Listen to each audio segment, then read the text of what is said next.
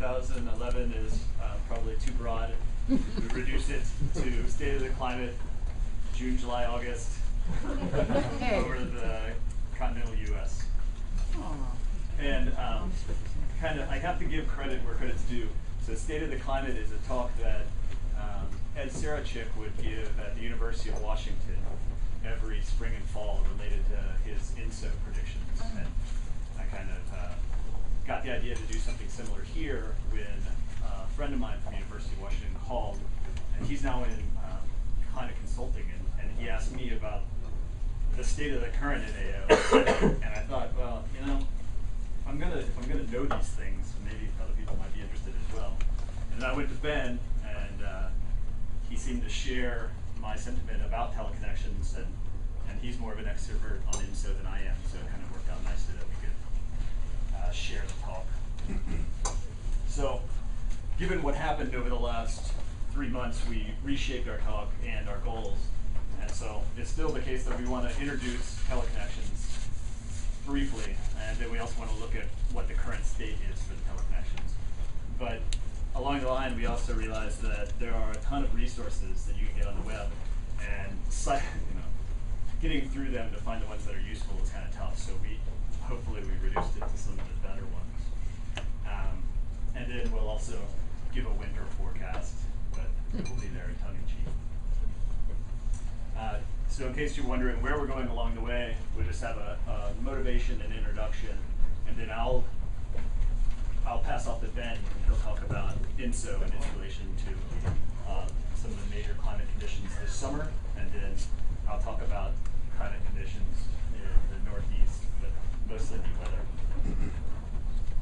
So one of the big motivations for this talk right now is that in 2011, the weather contrived to create very expensive problems.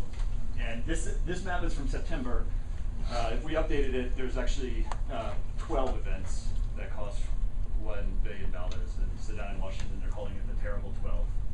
And you can see over the last 30 years, we are at a new record. Is this adjusted for inflation? So I thought inflation was so large over that. So the dashed line gives us the adjustment. But that's just for inflation. There's another factor at work when you do damages, and that is how the population is more distributed along coastlines and vulnerable. Oh, yeah. And that's especially true to the extent that hurricanes contribute, right? Something. That's a great point. Yeah. Yeah, and I think that's not my point. That's the point that Chris Lancy and Field get all the time. So I think that we all know when it's really hot here, it's probably really hot somewhere else in the northern hemisphere as well. And it's going to be cold probably in between, and that's simply related to the wavy behavior of the atmosphere. And we also know that some extreme weather events like hurricanes are quite isolated, but we sometimes see connections between weather events and climate patterns. We start out with just a map of some of the extreme climate/weather events for June of 2011. And I focus your eye right now on the warm, dry conditions over the United States and over China versus the very cold conditions in the United Kingdom. Okay? And if you were to take out a map just showing the circulation patterns, what you see is kind of a classic wave number 2 pattern of circulation where you're injecting very cold air into this region, and in these regions here, you're sitting at high pressure systems where there's not a lot of circulation at all. It's just the sun heating up the surface. And then we can contrast that with conditions for August, and especially our Hurricane Irene. That's kind of a case where it was more just a local weather event rather than something connected to large-scale climate patterns. Although I mentioned that it may be the case that the Azores High, which is a subtropical high-pressure system that sits here in the Atlantic and dominates kind of the summertime conditions, may have played a role in the path of Irene. So we narrow it down for this talk into the drought conditions in the central southwest, and then the precip conditions in the northeast. And one thing that will come up, and was maybe not a surprise to people, but is worth mentioning, is that in mid-August we had a huge rain event that preceded Irene. And for the northeast, this was probably as big a deal as the precip event. Okay, so here are these words again. We know that some extreme weather events are related to global patterns in circulation. How do we know this and why?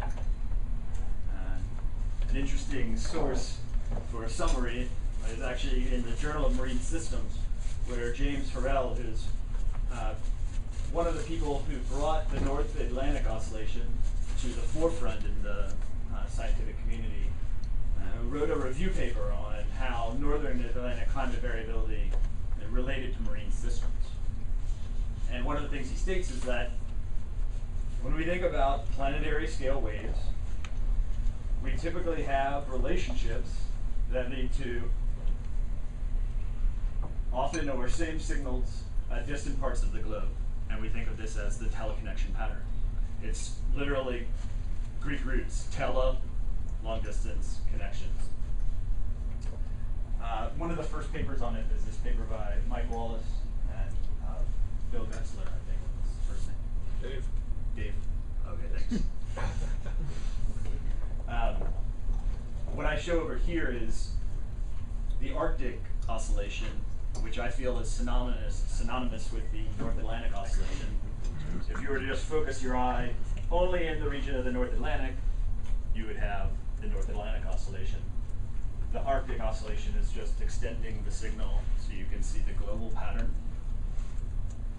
What's the status of that argument now? I know like years ago that there was this sort of religious war between people. Yeah. Well, so the status now, I believe, is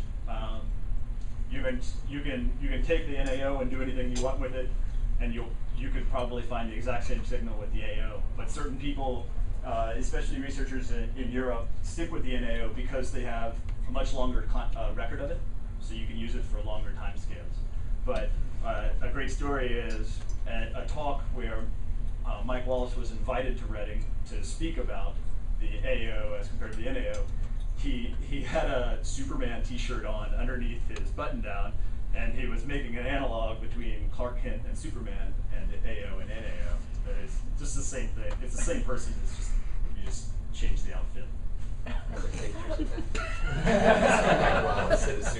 Yeah, so they had a retirement or 70-year-old birthday party for him last year, and so I think from University of Washington's Atmospheric Sciences website you can actually find his picture of him these. So the way they first constructed these maps, this pattern of variability, of covariability, was to take a time series at a single location. In this case, it was 65 north, 30 west. They take that time series and they correlate it with time series at all other lat longs. And then you just plot the correlations. And so what you can see when you do this is that you have a high positive correlation in the Greenland Icelandic low area, and then a negative correlation extending all along the kind of 30 to 35 north meridian. And basically what this means is any sort of pushing and pulling in this region corresponds to pushing here and pulling there. And so in a sense it's an oscillation, because when you have low pressure here, you have high pressure here. So you can think of it as a teeter-totter, right? But I think we need to be careful, because when we think oscillation, especially if we've learned classical dynamics, we think, we can predict things with oscillators because a spring goes out, it comes back. And that's not necessarily true for these. And so it's better to think of these as patterns of variability. Nowadays, we take the same correlation idea, one-point correlation, but you use eigenvalue analysis, and the term that's used a lot in climate is empirical orthogonal function analysis. And there, you're basically doing one-point correlations for all of the points in your system, And then you use eigenvalue analysis to pull out the spatial pattern that explains the most variability. So you can see this pattern and this pattern are not too dissimilar. This is a 1-point correlation at a single point, whereas this is an EOF analysis that draws out the major pattern. Yes? That's a stupid question. Do you have to average over a diurnal cycle? I mean, it is the Arctic, so I don't know. Or So they always perform these EOFs on anomalies. So usually what it is a monthly mean and then an anomaly from the monthly climatology. But for the sake of the NAO, you can actually do this with a daily signal.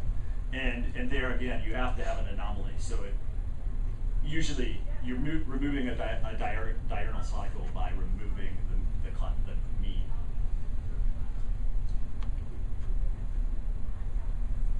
So the NAO itself, if we look at it from 2000 to 2012, has a lot of variability in it. And some people think of it as a combination of the variability in the Icelandic low and the Azores High, whereas more recently it's been thought of as a manifestation of the interaction of mid-latitude storms and the instantaneous zonal wind. So it's thought of as kind of the eddy-driven or storm-driven jet variability. It doesn't have a predictability beyond a week, and it's certainly much better as far as correlations in the winter. And then kind of getting towards Tony's point, the NAO and the Arctic Oscillation are basically thought of as the same thing. The northern annular mode is you just take the Arctic Oscillation and you recalculate at each pressure level, and then you have the northern annular meaning looking like an annulus, so round the North Pole. You might say, well, why are these patterns so typical? And in fact, if you go to a dry model, solve the circulation equations on a sphere, what you can pull out by putting a forcing at a specific location is a pattern of anomalies. And these are basically the pathways of planetary waves migrating from different source regions. I put that more in just for those who are really curious about that piece of it. So as far as finding out about this current state of these teleconnections, one place you can go is the National Weather Service CPC. And this is just a snapshot of what their webpage looks like right now. They have a 10-day prediction of temperatures in the US. And then they have this section called climate weather. And these are basically their teleconnections. And here what I do is I split them up into the Nino Southern Oscillation and the MJO, which are teleconnection patterns that originate in the tropics, and then the NAO and the Pacific North American pattern and the Southern annular mode. And these are all patterns that are at mid and high latitudes. And in my mind, I think of these as more as possibly prognostic forcing, because you have a change in the heat sources in the tropics that change the pathways of the planetary waves in the mid-latitudes, whereas these, for the most part, are patterns of covariability.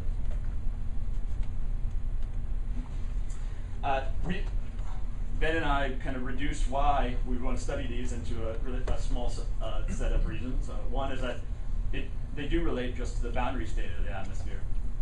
And it's nice because you can reduce them to time series, and then you can do correlation analysis.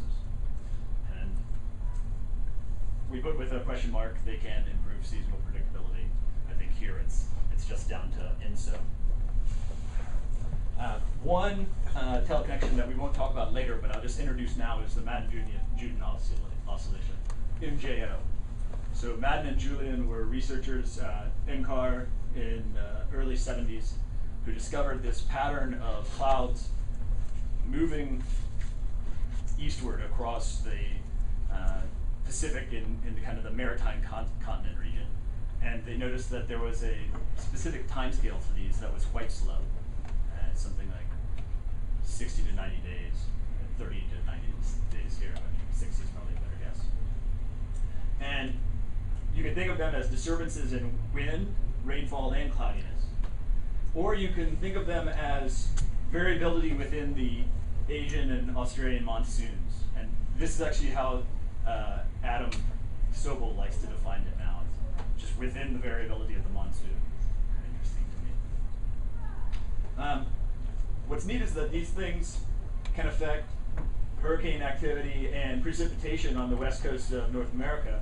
And since they have this long lifetime, once they kick up, we can have some semblance of predictability for precip elsewhere, based on the fact that the forcing that they create is almost always the same. And the people who are doing research on it now believe that it down the line might be the best that we'll have for interseasonal predictability. So this third stage is like, I live in Northern California. There was the Pineapple Express. Is that what that is? This big plume of moisture that gives us lots of warm rain. The Pineapple Express do exactly that. The correlation between them and the MJO is not known. Yeah. So we go. There's actually a group going back with all of the Pineapple Express events and trying to see if we can find a good causal relationship with the large scale patterns, and it's not yet clear. If you look at an individual Pineapple Express event, you have a low pressure system coincident with a high pressure system, and they're just kind of working together to crank moisture forward, and it could just be something local. Okay, so with our major teleconnections in mind, the two we'll come to focus in on is ENSO and NAO. And now I think, yes, I hand it over to Ben to talk about the ENSO part.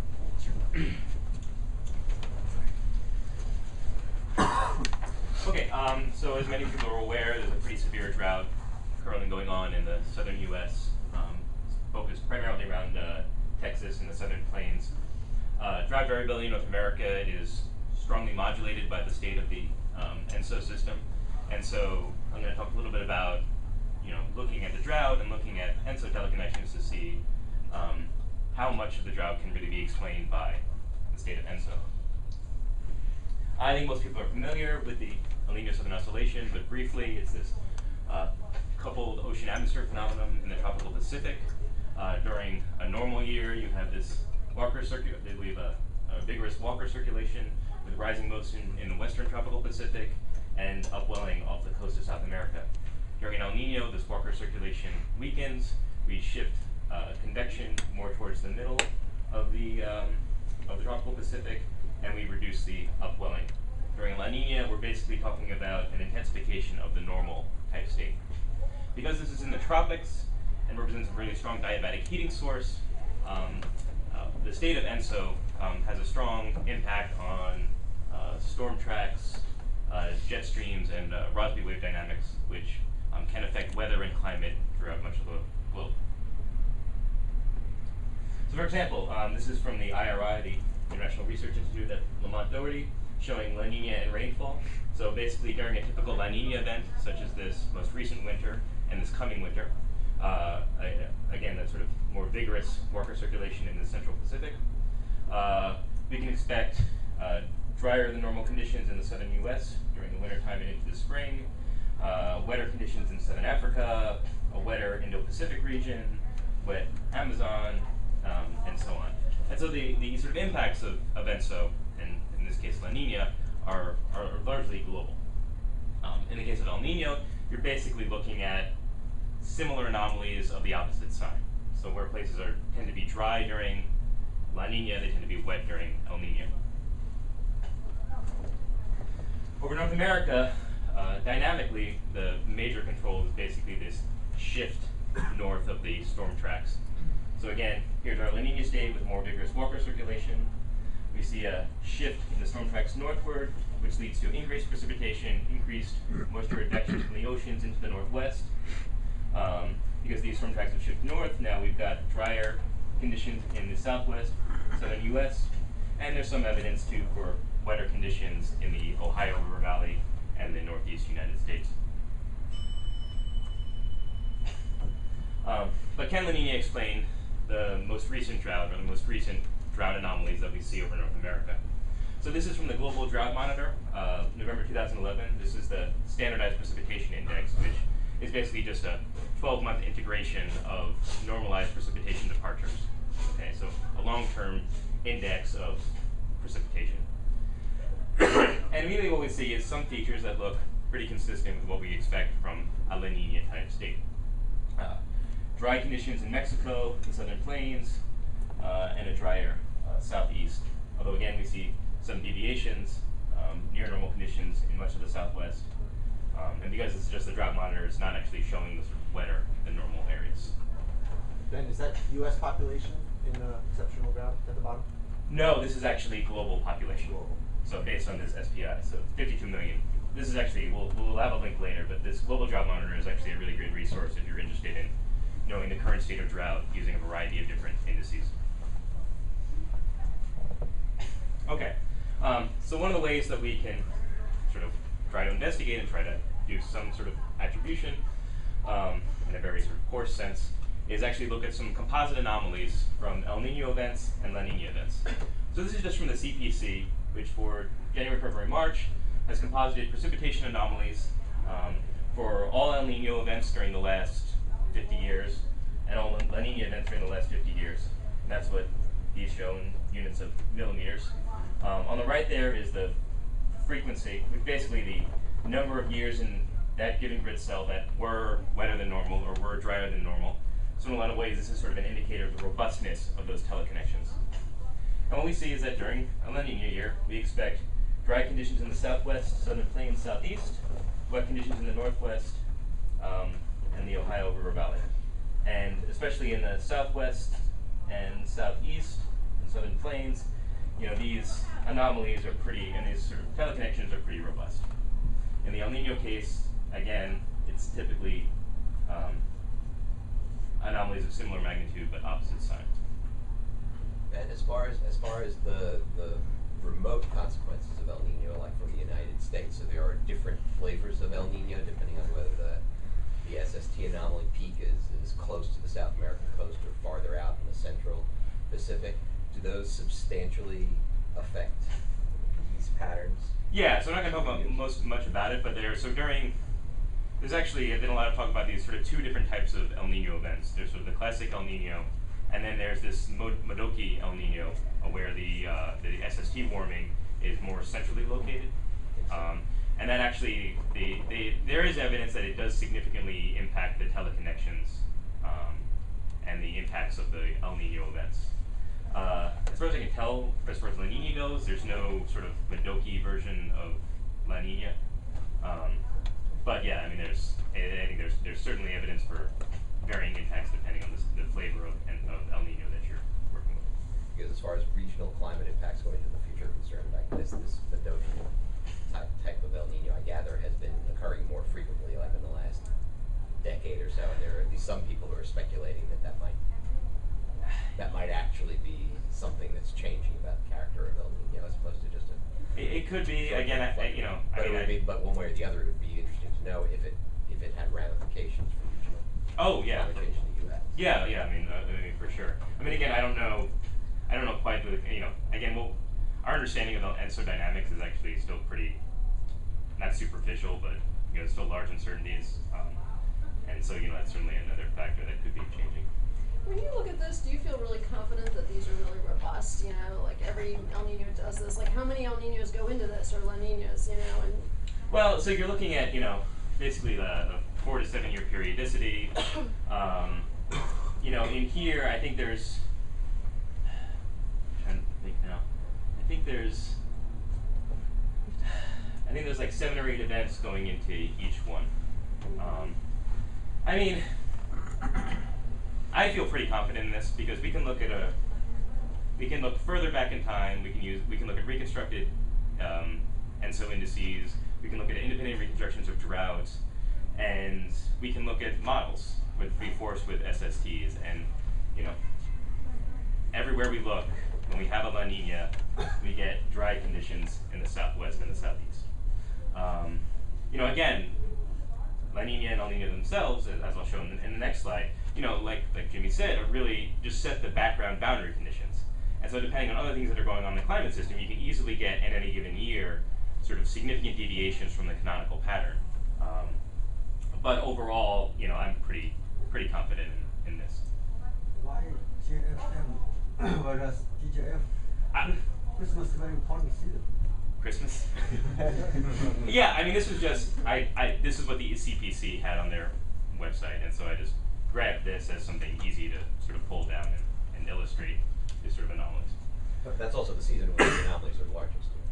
Yeah, I mean, typically you have these sort of things start to, the El Nino or La Nina events start to set up and peak sometime in like January, and then the rest of the winter and the early spring is when those anomalies sort of peak. Am I right that the figures on the right are basically when there is an El Nino event, this is the percentage of time that we see that signal? So Yes. That kind of answers the question, I think, is Yeah. on the right, where you see red, is where we're more confident. Right. So again, you know, to your point, there's only maybe 7 events going into this, but you know, for some of these regions, you know, we're getting, you know, 80% of those events are triggering a drier than normal conditions. Okay, so also on the Weather Service website, you can look at sort of current precipitation or just quickly click and generate seasonal precipitation summations or deviations. So this is for the most recent water year, precipitation anomalies for the continental United States. Water year for most of the U.S. is going to be January to December. Water year for the Southwest, you're looking at October to March. Okay. That's just based on the seasonality of the precipitation. So again, up here is just our composite La Nina precipitations for JFM. And when we compare the two, we can see a lot of areas of agreement and some areas of significant deviation. So again, La Nina, we expect drying here, we get drying here. We expect drying in the southeast, we get drying here as well. We expect wetter conditions in the northwest, we get it there. And you could say that we're getting the wet conditions that we expect in the Ohio River Valley. A lot of other areas, though, show a pretty substantial deviation from what we expect. The far southwest, so California in particular, is either normal or wetter than normal compared to what we expect from the La Nina pattern, and this is because of those Pineapple Express events. So last December, I believe it was, there were huge floods in Southern California due to these atmospheric rivers, Pineapple Express storm events that just dumped a shit ton of water all over the Southwest and just completely blew out the climatology that we would have expected from La Nina. And so this sort of, you know, shows some of the ways that you can sort of look at sort of anomalies and look at sort of how consistent or how much they sort of deviate from given patterns. Do you have any explanation for this dry pattern, sort of in the Great Lakes region? And that's pretty, and that's actually shows up, I think, 2 slides back as well. But yeah, I mean this I'm not sure. I mean Jimmy's going to talk actually just right now about, you know, the sort of wet pattern that we see here, but I'm not quite sure what's going on right here. I mean the ENSO teleconnections themselves tend to be pretty weak in the northern plains, so I'm not really sure quite what's going on. Again, you know, there's a reason for everything, but it's not always a good reason. It could just be internal variability. Okay. Okay, so some of the questions that came up reminded me of a good point, which is that the CPC website is definitely a work in progress. They do not have the maps made for every month that you want, and they do not have all of the maps made. You'll get there and you'll see a lot of sections say to be created. So if you're counting on getting information from there, better check first if it's there. So here's our satellite view of Irene after it's made landfall, and it's pretty far north, and that's quite a storm. I'm going to try and highlight the precip events of August to lead into how it might connect to the teleconnections. So here's this same type plot, and what this one is not the anomaly, it's just the accumulated rain, and you can just see eastern seaboard get drenched. And if we look at the anomaly pattern, this is just for August, the same idea.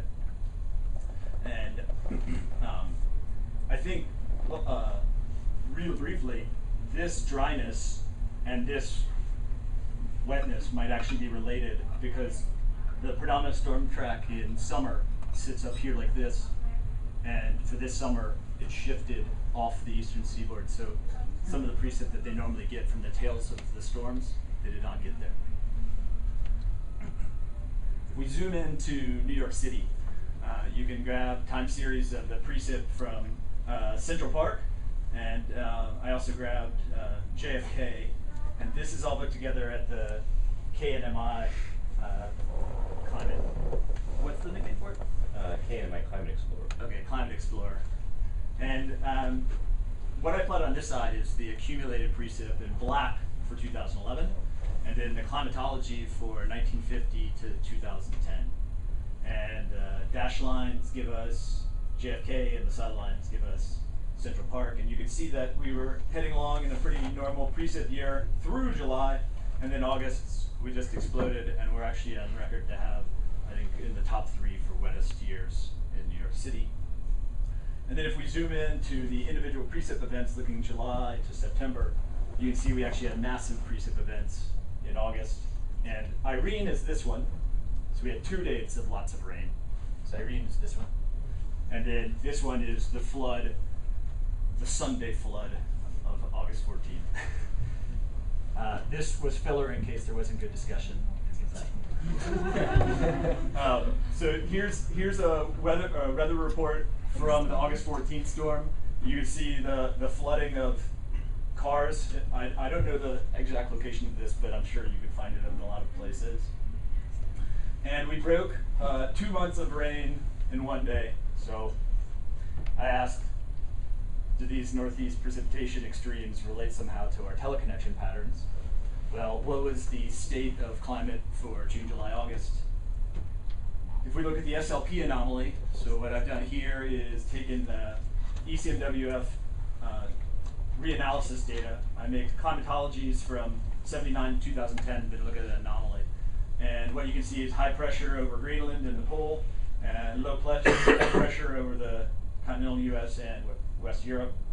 And then associated with low pressure over the central US, it was this really hot southwest. Now we want to skip that one. Orient ourselves by comparing this to the typical AO pattern. Okay. So this same plot I've shown before, and this is showing us the state of the AO in August, and it was negative. So basically, we take this and flip this in our minds, and we get a positive over the pole in Greenland, which we actually agree on. Right? And so it's nice, yes, the patterns and the indices that they're giving us are in agreement. But typical patterns for the rest of, or for the mid-latitudes were missing over the North Atlantic.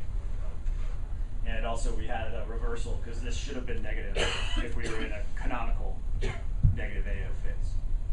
So we had some of the AO, but not all of it.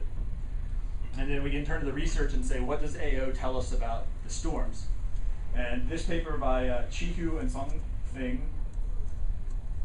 this is actually pretty recent, so it's 2010, looked at the summer precip at rain gauge sites correlated against the summer AO. And what they found was a negative correlation for the center of US. So that means during positive AO, less rain here. And then on the edge, during positive AO, they actually said there should be more rain. So then during a negative AO, we would see less rain here.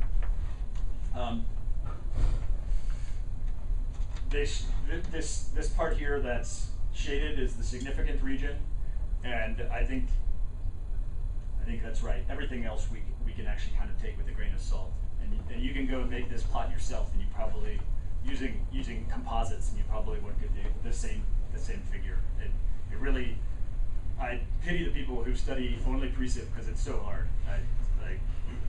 It's just an incredibly noisy signal, right? But this is our picture of the August anomaly, right? And if we were in a typical negative AO, we would have had a lot more rain here, and we kind of got that, but what we had on the eastern seaboard is not typical of anything related to the AO.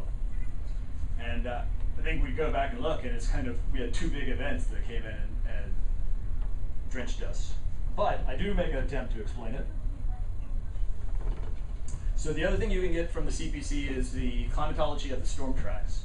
So these are the mid-latitude storms that come over over New York City in winter, summer, and fall. We've got our cold fronts and our warm fronts. And what they do here is they track the individual storms, count the number of times a storm passes over an individual location, and then create basically a 2D PDF of the number of storms that's been there. And you see during June, July, August, this is our region of strong storminess. This plot shows the storm tracks from when I grabbed the plot, November, going back to August 15th. And it includes hurricanes, so you've got Irene on there. But what hopefully comes out is the fact that there are a lot of storms off the northeast seaboard. And if we compare that to our climatology, I think what we see is an anomalously large number of storms south of the climatology. That's CPC also? Or? Yeah, this is from the CPC site. And are they doing like one of these sea level pressure? Yeah, that's right. They use Mark Cerese's sea level pressure tracker. My attempt at an explanation for this shift in the storm tracks relates to the Azores High. This is our climatology for Azores High, and you can see that its signal extends well across the Atlantic.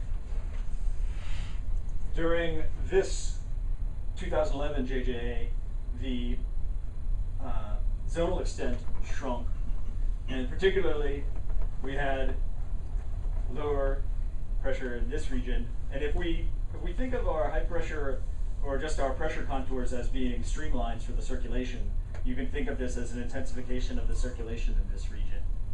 So we went from something like this, a more zonal jet, to a more southwest to northeast jet, and associated with that, storms taking a path where they could form out of the ocean.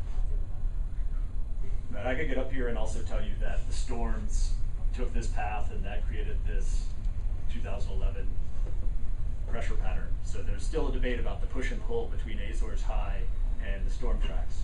And part of the reason for that is that high pressure systems are not exciting systems. We don't spend a lot of time studying them because they don't really deliver the damaging weather. I promised mention of the Halloween storm. I just plot a picture of the accumulated snow here. This comes from the Northeast Regional Climate Center, which is under the auspices of NOAA and sits at Cornell. That's something else I learned during this talk for creating this presentation. This is MODIS satellite imagery that you all received in your email, and it's after the snow had hit. And then this is the analysis from the National Weather Service about the time when the storm hit New York. So here's Florida down here, here's the seaboard. And while you've got this strong low pressure system associated with any storm, and it would be typical in October to get this type of thing, what was atypical was the circulation pattern north of the storm, which was advecting cold air down right into the region where the precipitation forms. And it was basically this cold air advection that contributed us to getting snow rather than just rain. And I think this snow event was just kind of one of those one-off events. So I closed this section on the AO by trying to reiterate the idea that predominantly what we look at when we look at these things in the polar regions, we have patterns of covariability at long distances, right? And this quote comes from a blog that does seasonal forecasts. And you can go on the web and find tons of these blogs. And some of them are very cogent in their explanations of how teleconnections relate to their seasonal forecasts. And I like this point, which is the AO or NAO fluctuates too wildly to consider it useful for a seasonal forecast.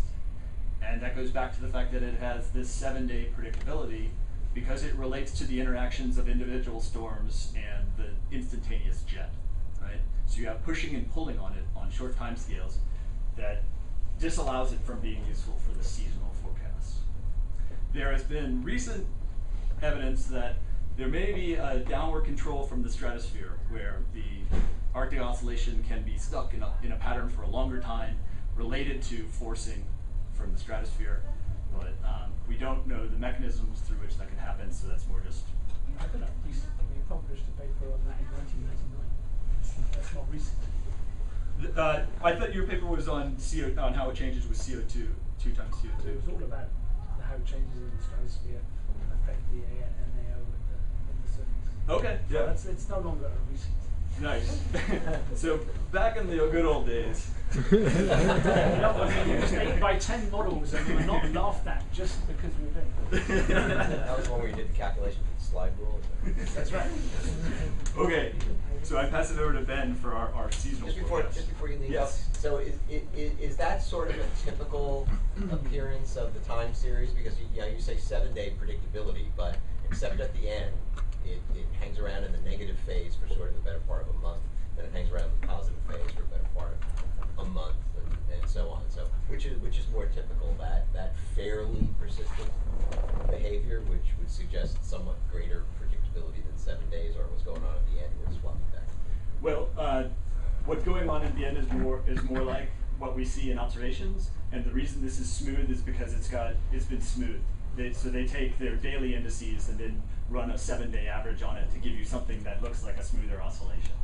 If you go back to the daily NAO, you actually have jumping around very short time scales. And then what they do in the literature is they take that, they smooth it to 3-month averages or to multi-year averages. And so you'll see a paper in physical oceanography on decadal variability in the NAO. But they all start with the same daily time series. And we think that the physics is governed by the daily time series, which is jumping around a lot. Okay. The idea that it can be stuck preferentially in a region is an area of contention where Mike Wallace feels like, yes, the atmosphere can have lower frequency oscillations inherent in its system, versus other people who say, look, the atmosphere can't have that sort of time scale because there's no memory in it.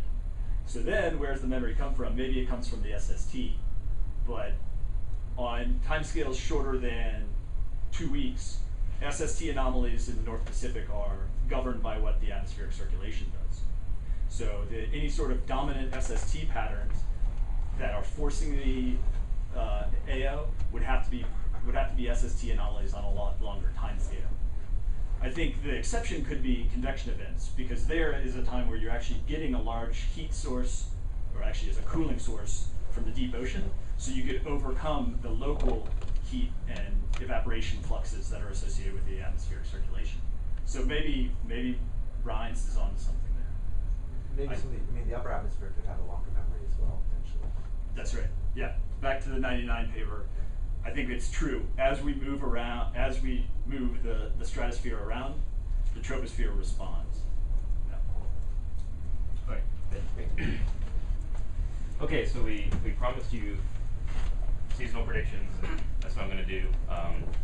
First, buyer beware. I'm not an expert on seasonal prediction at all. I just find it kind of interesting, and I get enough questions about it from my uncles and aunts that I figured I know something about it. What's it? Oh, well, he's nearly up. Ben, could you just pull the window up a little? It's unrelated to the seasonal prediction. Oh. We need a little jet of air through here. Thank you. Okay, so just an overview. What goes into seasonal prediction? Basically, we're looking for things that give us some sort of precognitive abilities, memory in the climate system. So oftentimes we use sea surface temperatures, we use soil moisture, we use snow, we use ice cover, things that are going to impart memory to the climate system from either the land surface or from the oceans. We use persistent dynamics such as the Nino Southern Oscillation, the MJO, as Jimmy briefly mentioned. Some people use the Pacific Decadal observation or oscillation, not observation. Although again, it's probably not real, so. That's a good Oscillation.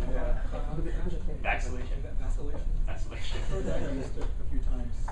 Oh, okay, yeah, maybe. And then there's black box approaches. So this is one particular black box. This is the black box that holds the super secret formula used by the Farmer's Almanac for their seasonal forecast. I'm actually not kidding. That's the picture on their website.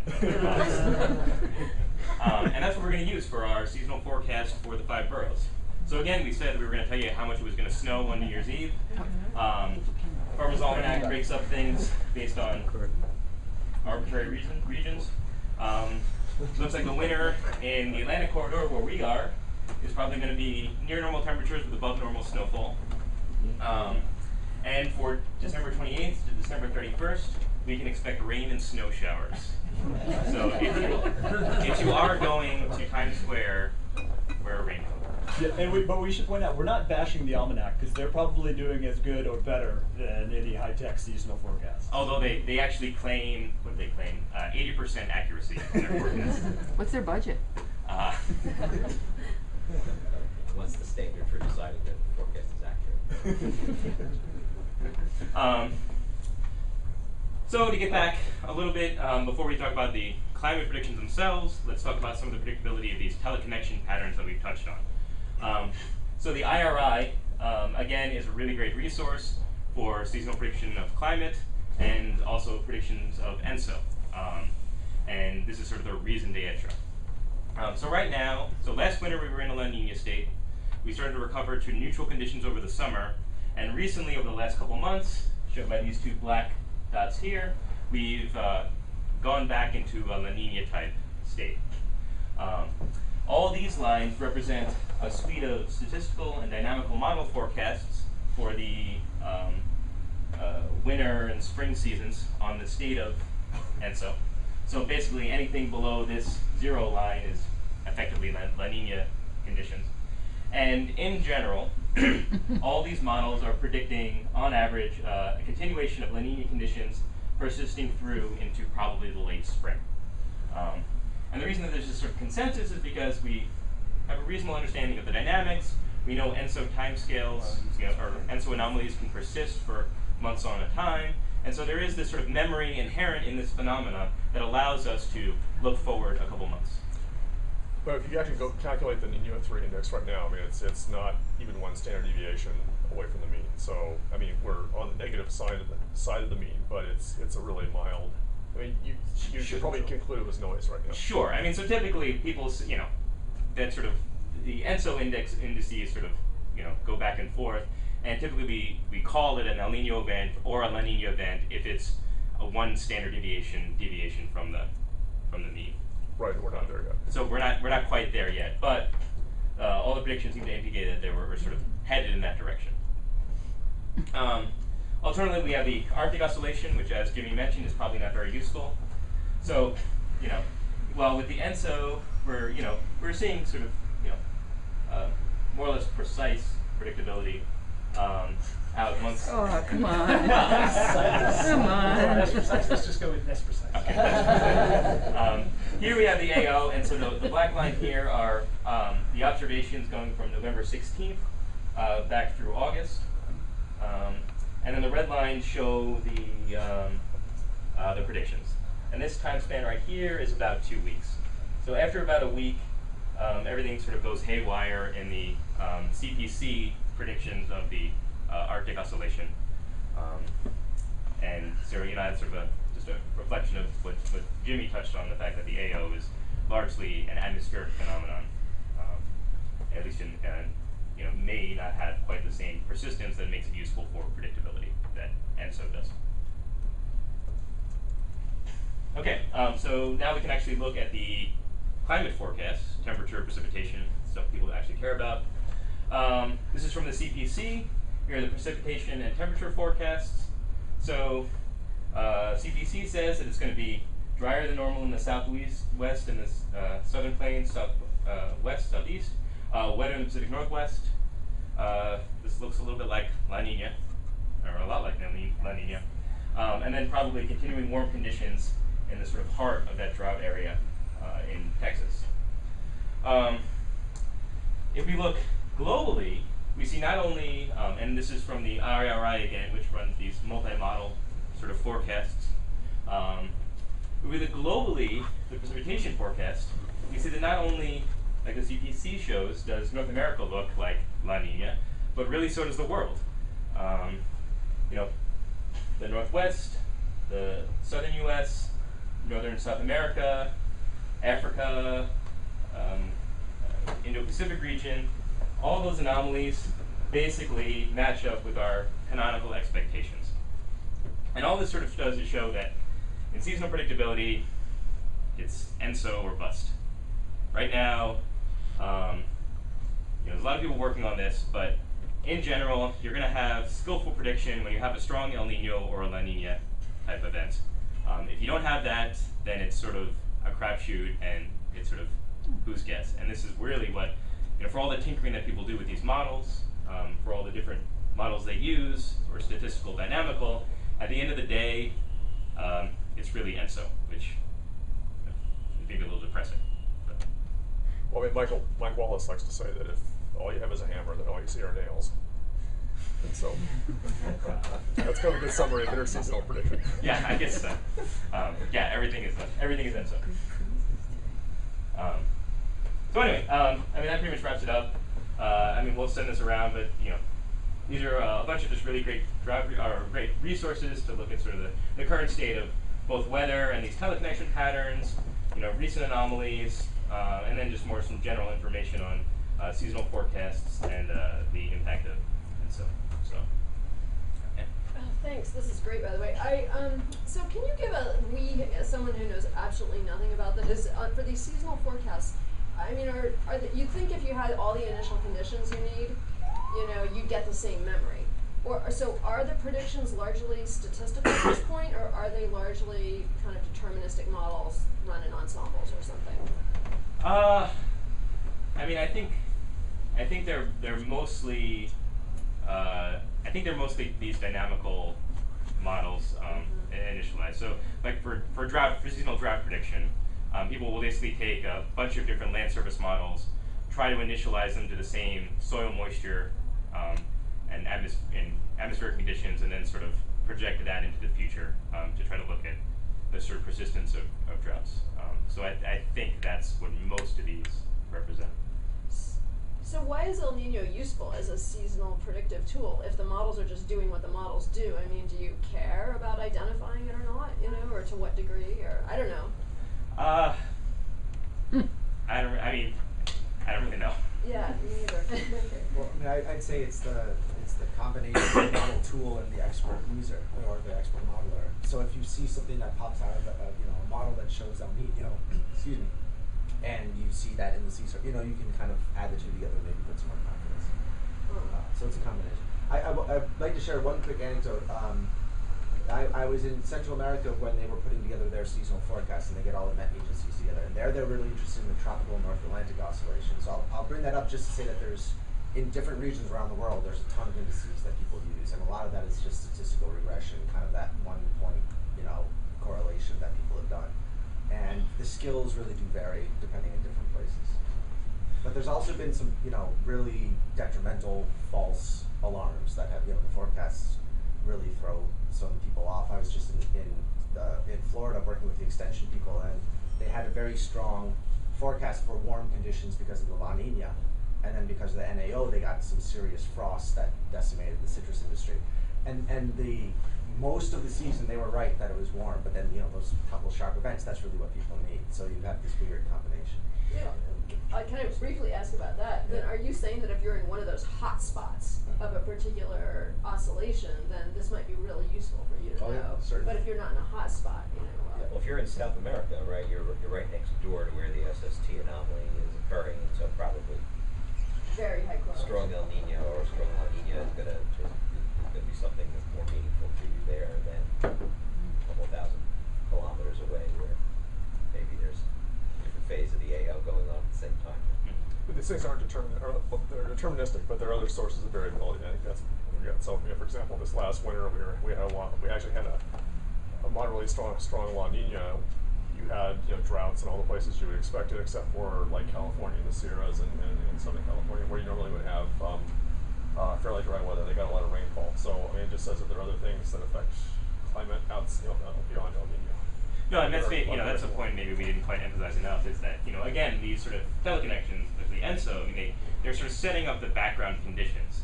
And so there's a lot of areas and a lot of times where you're going to see anomalies, temperature, precipitation that really deviate, and it depends on, everything else that's going on in the climate system. So, just like the Southwest this last year, where you had those Pineapple Express events, which, are largely unrelated to ENSO, they blew out the sort of forecast for dry conditions based on La Nina teleconnections.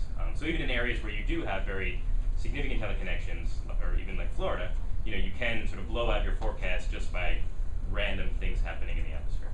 I think that raises a larger point, which is who are the users of these kind of forecasts? Now, in the UK, they've actually stopped publicising their seasonal forecasts because people expect it to be a statement about the weather the entire time. And really it's just talking about the average weather over that whole season. And every time, they said, oh, it's going to be warmer than average, and you had a cold and wet day, they were just getting huge amounts of pushback because that's not what you said. And they said, well, we didn't say anything about that, but nobody paid any attention. And so they've stopped actually publicizing those. So even though they have skill in that they give you slightly better correlation than if you just assume climatology, it's not a very large amount of skill. But the question of whether it's useful skill seems to me to still be pretty much an open question. No, I think so, and it can actually vary over time. So, for example, we showed that the sort of impact of ENSO in Southern Africa. Well, if you correlate precipitation and the ENSO index for Southern Africa prior to 1970, when ENSO variability was dampened, you see not very much correlation at all. Afterwards, once those sort of ENSO events start to get big enough where they can start to get, appear above the background noise in the climate system in Southern Africa, then yeah, you see a huge, strong correlation, and it looks like a really big impact and a useful prediction tool. So not only, we have these other things going on, it can interfere with the teleconnections, but the teleconnections themselves can actually change the magnitude of their impact. The IRI, I think they're really generating, they have lots of cooperative agreements with meteorological services in developing nations, and so I think that's what they're sort of serving. I'm not saying it's a good idea or not, but I think that's what their sort of intention is for agricultural managers in those areas to use these forecasts. But if you're in the citrus, the citrus industry, then obviously you don't want to look at these long-term means because it seems like a few extreme events can really, that's what you worry about more than anything else. And just to say quickly on that, they were saying again that if there's a forecast for a 10% chance of a frost, the user hears that as a small chance of a small frost. They add extremes or magnitudes onto the probability where we wouldn't intend that as scientists. Whereas if it's a 90% chance of a frost, they assume that means of a strong frost. So they mix the two together. It's very hard to communicate. Yeah, sure. One last question. I don't know if it's last, but anyway. You said, both of you said that NAO and the Arctic oscillation are generally less useful when it comes to seasonal forecasts, and something more like ocean related, like El Nino, is much more useful. And then we saw that, and we know that ENSO, actually Europe is one of the areas of the globe that are not directly related to ENSO. So does this make the seasonal forecast that we usually see publicized for Europe much less valid than the ones that we see, for example, for the US? All else being equal, which it never is, but I would say probably yes, just because the actual impact of ENSO, is less robust over Europe than it is over the United States. But is there any evidence that actually the seasonal forecasts in Europe are less good than they are in the US, for example? Or if instead of the seasonal forecast, we think about the correlations. We just say there's stronger correlations on the western side of the U.S. than there is on the eastern side of the U.S. than there is on Europe. And since the forecasts relate back to the correlations, then I think that's evidence that it's not going to be as good. Okay. Although I think some of their summertime, like temperature forecasts for the summertime, I think are actually okay because, in a lot of areas, even in Europe, it's often strongly dependent on your how wet your spring is, so basically how moist the soil is. And so if you have a very dry or very wet spring, you can usually make a somewhat skillful temperature forecast for the coming summer. But that's separate from ENSO. But that's separate from ENSO and from anything else. Can I just make a comment before we depart? I'm struck by the almost total lack of correlation between any of the slides that the two of you showed today and any slide that we ever see at a GCM development meeting. And I'm wondering whether that's a good thing for our GCM group, that there's such a lack of correlation. I think about about that in the future and think about how we evaluate our GCM. I know we get good ENSO correlations with precipitation in North America in our model, but that's all I've looked at. Yeah, no, this is not a statement to you, it's a statement to We may all get of us them who the are wrong involved point, with though, GCM because- and how we proceed going into the future. I mean, historically, we've looked at teleconnections, and it just seems like ours are displaced compared to where they are in the real world. And so that means that we tend to get the southeast U.S. temperature signal that's observed over the Midwest. I mean, that's one of the consequences. So we get a high correlation, but it's not necessarily in the right place. Well, with that statement, Halfway what, down. our AR4 model, our AR5 model? Yeah, actually it's before AR4. So.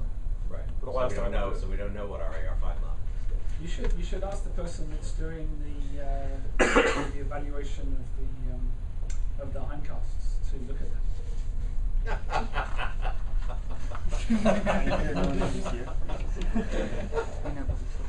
Point taken. Okay, let's thank Ben and Jenny.